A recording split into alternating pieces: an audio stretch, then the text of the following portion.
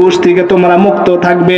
তোমরা যদি সুদ ঘুষ খাও তাহলে আমি আল্লাহর সাথে যুদ্ধের জন্য প্রস্তুতি হয়ে যাও। বলেন না নাউজুবিল্লাহ। আমরা কি কেউ আল্লাহর সাথে যুদ্ধ করতে পারবো? আল্লাহর সাথে যুদ্ধ করার জন্য আল্লাহ নিজে বলেছে, কত রাগ আর গোসা করে কথা বলতে পারে, যারা সুদ খাবে এবং ঘুষ খাবে তারা যেন আমি আল্লাহর সাথে যুদ্ধের জন্য প্রস্তুতি হয়ে যায়। বলেন না নাউজুবিল্লাহ।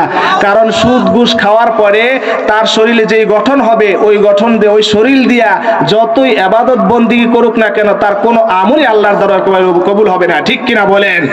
সুদ ঘুষ খায়া আপনি যতই নামাজ পড়েন, নামাজ পড়তে পড়তে কপালের মধ্যে দাগ পড়ে গেছে, আল্লাহ বলছে তোমার এই কপালের দাগের আমার কোনো প্রয়োজন নাই, তোমার এই নামাজের কোনো প্রয়োজন নাই। ঠিক কিনা বলেন? সুদ ঘুষ খায় আপনি রোজা রাখবেন, রোজাদারকে আল্লাহ বলবেন তোমার এই রোজার আমার কোনো প্রয়োজন নাই, যেহেতু তুমি হারাম খেয়েছো। অতএব যারা সুদ ঘুষ খাবে এদের ব্যাপারে আরো কঠোর ব্যাপারে বলা হয়েছে যে নবী করিম সাল্লাল্লাহু আলাইহি ওয়াসাল্লাম বলছে লা ইয়াদখুলুল জান্নাতা গুযিয়া বিল হারাম, যারা সুদ ঘুষ খাবে তারা কখনো জান্নাতে প্রবেশ করবে না। বলেন না নাউজুবিল্লাহ। সুদ ঘুষদের অন্তর মরে যায়, তাদের কলব নষ্ট হয়ে যায়, তারা কোনো আমলই করতে চায় না, এবং সুদ ঘুষ যারা খাবে তাদের কোনো ইবাদত বন্দেগী কবুল হবে না।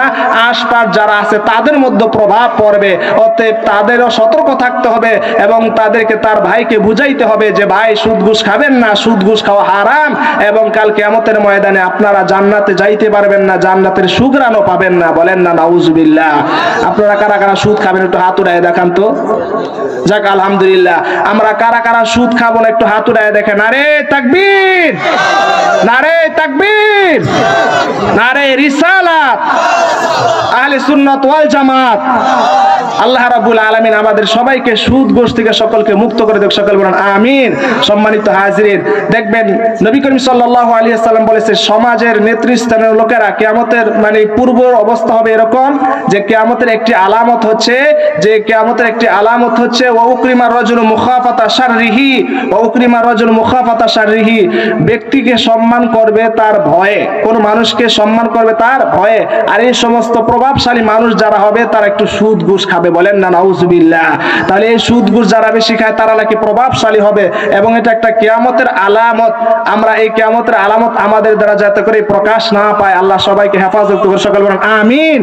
সম্মানিত হাজিরিন, সম্মানিত উপস্থিতি, আপনারা অনেকেই জানেন কাল কিয়ামতের ময়দানে, হাসরের ময়দানে কয়েক শ্রেণীর মানুষ আরশে আজিমের নিচে ছায়া পাবে, আরশে আজিমের ভিতরে আশ্রয় পাবে, আল্লাহর আরশে আজিমের নিচে ছায়া পাবে। এর ভিতরে এক ধরনের মানুষ হচ্ছে ইমামুন আদিলুন, যারা এই পৃথিবীতে ন্যায় বিচার করবে।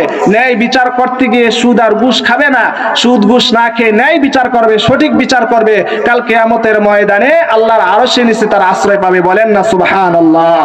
সম্মানিত হাজিরিন, সম্মানিত উপস্থিতি, একটা বিষয় জেনে রাখবেন, অনেকে আবার কৌশল করে সুদ খায়। কিরকম? সচিবালয়ে গিয়ে দেখবেন বড় বড় অফিসাররা তারা বলে যে আমরা কখনো সুদের টাকা, ঘুষের টাকা আমরা কখনো হাতে নেই না। তখন তারা কি করে, একজন কর্মচারীকে বলে এই আমি ঘুষের টাকা হাতে নিব না, ওই তুই আমার টেবিলের ভিতরে তুইয়া দিস। বলেন না নাউজুবিল্লাহ। এরপর আরেকজন কর্মচারীরে কয় ওই টেবিল থেকে নিয়ে আমার বাসায় নিয়ে দেয়, হাত দিয়া ধরতেছে না, সে পবিত্র, এখন সে বলতেছে আমার বাসায় নিয়ে দিয়া। বাসা থেকে আরেকজন কর্মচারী বলে ব্যাংকের ভিতরে তুইয়া, ব্যাংকের ভিতরে যখন ওই ঘুষের টাকা তুই আসে, এরপরে সে বলতে থাকে, তখন সে বলে যে এখন তো আর কোনো উপায় নাই, নিজের সাইন ছাড়া কি ব্যাংকের থেকে টাকা উঠানো সম্ভব? এই বলেন ব্যাংকের থেকে টাকা উঠানো কি সম্ভব? আল্লাহ বলবেন যে তোমার হাত দিয়ে যে তুমি সুদের টাকার জন্য, ঘুষের টাকা, তোমার টাকা হারাম টাকার জন্য উড়ানের জন্য, উত্তোলন করার জন্য তুমি সাইন করেছো, কিয়ামতের ময়দানে তোমার এই হাতটা সাক্ষী দিয়ে দিবে। বলেন না আল্লাহু আকবার। আলিয়াউমা নাখতিমু আলা আফওয়াহিহিম ওয়া তুকাল্লিমুনা আইদিহিম ওয়া তাশহাদু আরজুলুহুম বিমা কানু ইয়াকসিবুন। কাল কিয়ামতের ময়দানে হাত সাক্ষী দিয়া দিবে, মুখ সাক্ষী দিয়া দিবে, পা সাক্ষী দিয়া দিবে, সমস্ত অঙ্গ প্রত্যঙ্গ গুলা সাক্ষী দিয়া দিবে। আর কাল কিয়ামতের ময়দানে আমাদের জন্য একমাত্র বিশেষ করে আমার নবী সুপারিশ করবেন, মসজিদ সুপারিশ করবে, মাদ্রাসা সুপারিশ করবে, হক্কানি উলামায়ে কেরামগণ সুপারিশ করবে, নবী রাসূলগণ কাল কিয়ামতের ময়দানে সুপারিশ করবে। ঠিক কিনা বলেন? বিশেষ করে যারা মসজিদে দান সদকা করবেন, যারা মসজিদ তৈরি করে দিবেন, তারাও তাই মসজিদ মসজিদ কিয়ামতের ময়দানে সুপারিশ করবে।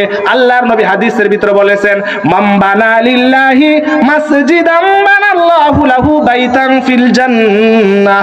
কাল কিয়ামতের ময়দানে ওই মানুষের জন্য একটা জান্নাত তৈরি করা হবে যে দুনিয়াতে মসজিদ তৈরি করে দিয়েছে। বলেন না সুবহানাল্লাহ।